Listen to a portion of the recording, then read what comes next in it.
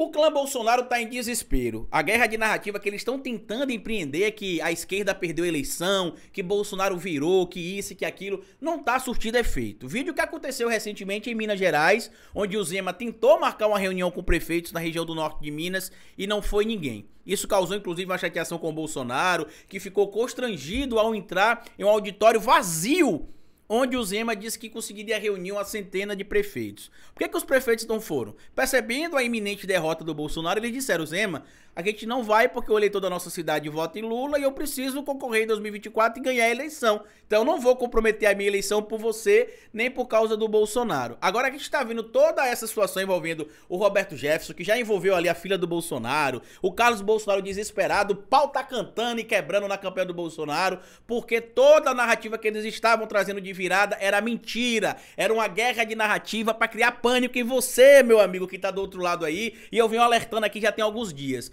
Mas bora falar um pouco mais sobre isso depois da vinheta, porque essa era a última pá de cal que faltava pra gente, ó, respirar fundo e preparar-se pra grande vitória no domingo contra esse modelo fascista e contra esse escroto chamado Bolsonaro e a sua seita que atende pelo nome de bolsonarismo. Bora pro vídeo.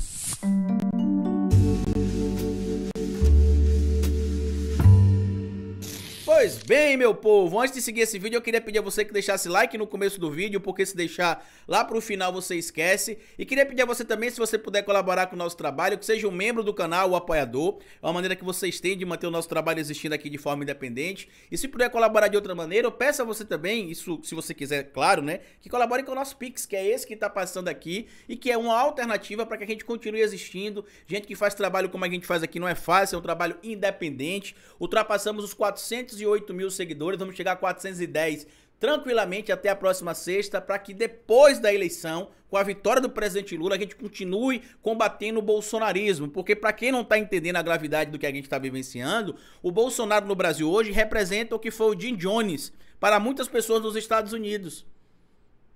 Os caras estão nesse momento agora, por exemplo, fazendo um malabarismo para tentar relativizar o que o Roberto Jefferson fez, e alguns já estão apagando várias publicações com o Roberto Jefferson, comentários na internet, estão tentando dizer que o Jefferson é aliado do Lula. Não cola, não cola, todo mundo sabe onde é que o Roberto Jefferson estava.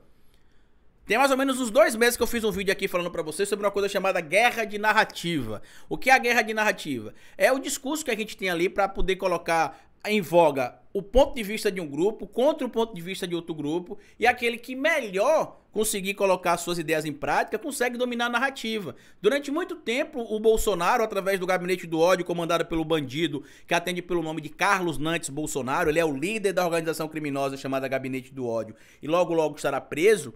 Ele tinha ali uma maneira de utilizar os robôs e os ataques para poder promover os seus ideais e conseguir colocar ali sempre em prática a sua narrativa. Tanto que agora, nesses últimos 5, 6 dias aí, tinha muita gente caindo na narrativa dele. Carlito, eu tô preocupado que o Bolsonaro vai virar. Carlito, eu tô preocupado com isso, que eu tô aquilo. E eu sempre dizendo: gente, calma, a gente vai vencer a eleição, a gente continua na frente. Isso é uma guerra de narrativas. O Bolsonaro, nesse momento, além de estar utilizando o meu dinheiro e o seu dinheiro para poder tentar comprar votos, ele tá também agora com o plano B, que junto com os canalhas que estão infiltrados dentro das Forças Armadas, apoiando ele, estão preparando a narrativa pro dia 30 à noite, que se o resultado for aquele que a gente já sabe, que é a derrota desse bandido fascista, ele vai dizer que teve fraude na urna. Tanto que aliados do governo já disseram para vários repórteres que não encontraram fraude no primeiro turno da eleição, que não tem fraude, que a eleição é confiável. A prova máxima disso é que o canalhazinho chamado Nicolas Ferreira foi eleito deputado federal mais votado do Brasil, mesmo cometendo o crime de transfobia com frequência, mesmo defendendo ali a falta de vacina, mas se vacinando para poder dar rolezinho pelo mundo, o chupetinha de genocida, como bem disse o Felipe Neto. E eles estão tentando de qualquer jeito, desesperadamente.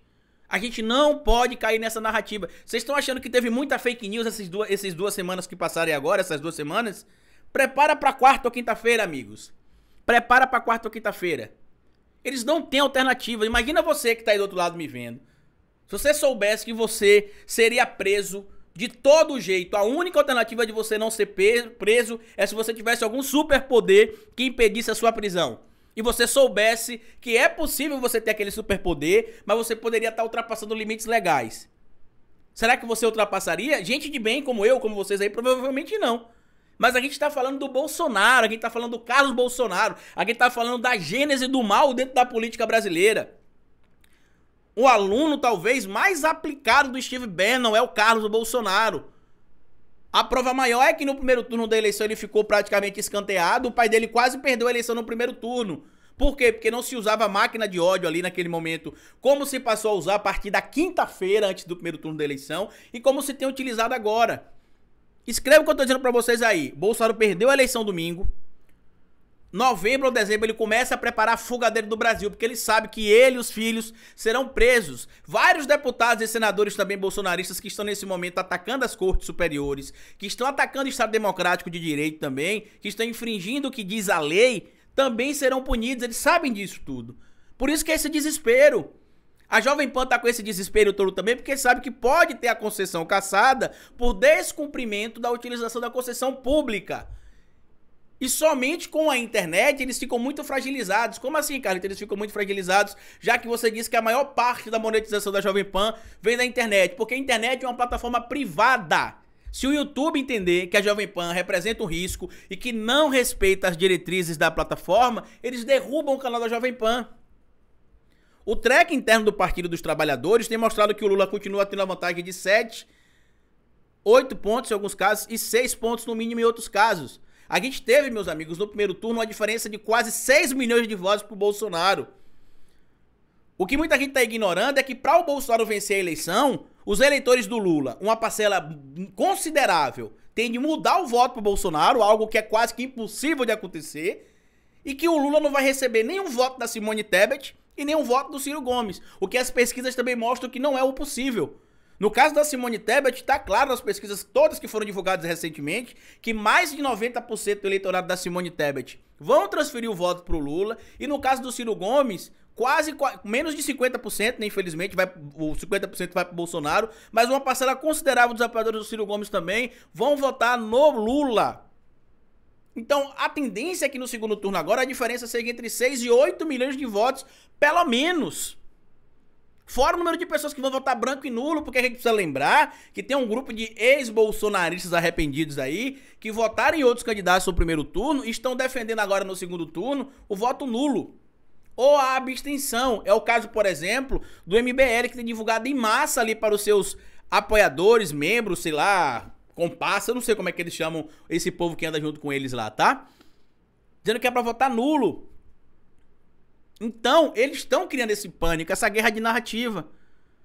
Pra que a gente fique com medo, pra que muita gente fique desesperançosa, não vai votar. Fale, não vou votar não, porque a gente não vai vencer a eleição. Eu não vou votar porque vai acontecer isso, eu não vou votar por causa daquilo. É isso que eles querem que aconteça. Só que a verdade é uma só, meus amigos. Dia 30 tá chegando. E vai ser lindo, a gente vai derrotar o fascismo. A gente não pode abaixar a cabeça agora em momento algum.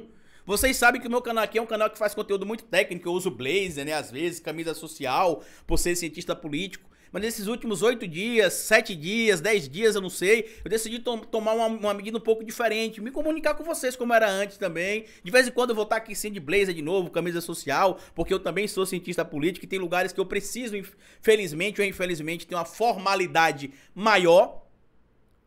Mas vocês estão vendo que os conteúdos ultimamente têm sido menos técnicos, somos nós falando, né? Eu falando com vocês. Não tem tanto conteúdo técnico, porque nesse momento a parte técnica já foi, amigos. Quem deixaria de votar no Bolsonaro porque Bolsonaro é corrupto, porque Bolsonaro é ladrão, porque Bolsonaro é amigo de miliciano, já mudou de ideia. 2018 não vota, veio pra cá agora 2022 e não vota mais. Aqueles que não se importam com isso e que fazem parte hoje do evangelistão bolsonarista, tá? Que é o evangelho segundo o Bolsonaro, não segundo Jesus Cristo, não segundo Jeová, é segundo o Bolsonaro. Eles não se importam com isso. Ao contrário, eles estão na igreja gritando lá que Lula é ladrão, Bolsonaro é capitão, que já estão ouvindo o choro do PT porque Bolsonaro não vai perder. Depois que passar essa eleição, escreva o que vai acontecer em relação ao público evangélico.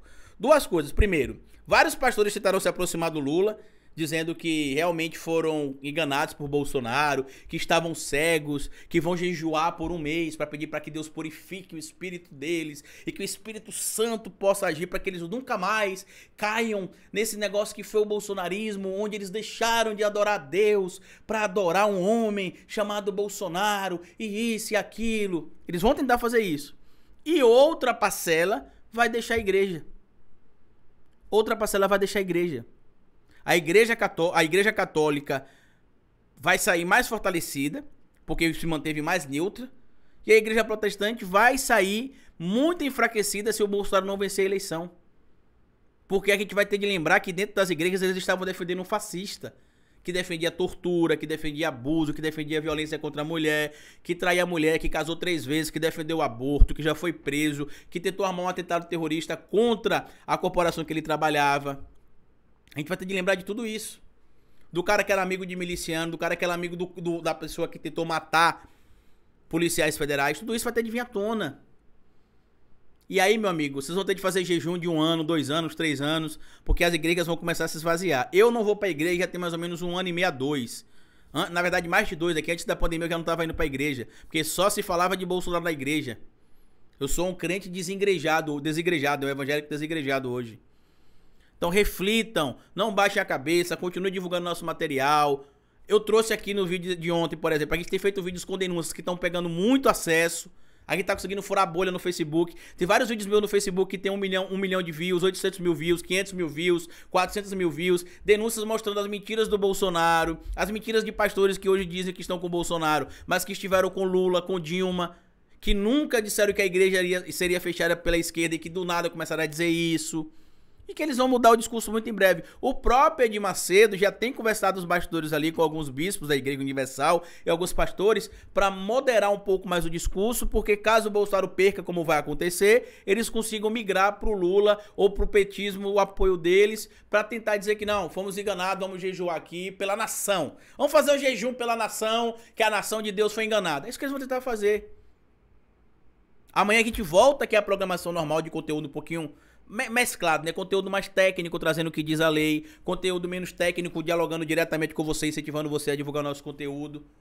Mas por hora eu te digo, a gente vai vencer a eleição. Não é o que eu acho, não.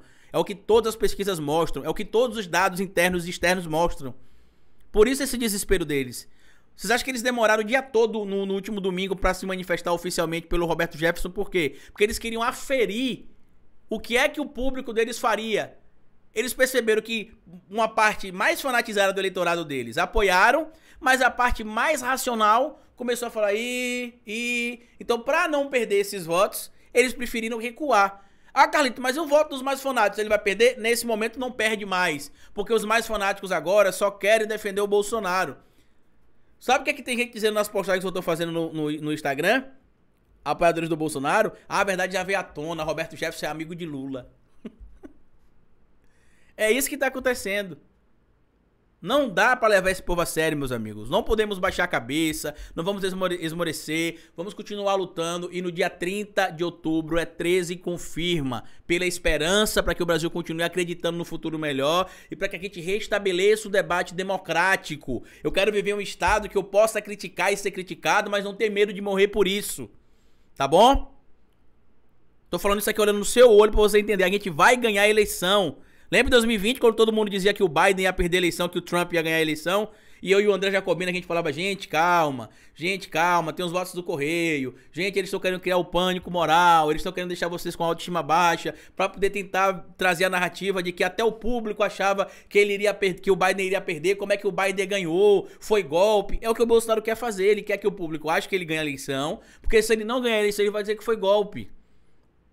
Tá bom? Compartilhe esse vídeo, se mantenha forte, acredite no que a gente está fazendo aqui, porque como eu sempre digo para vocês no final de cada vídeo, cabeça vazia é oficina para Bolsonaro.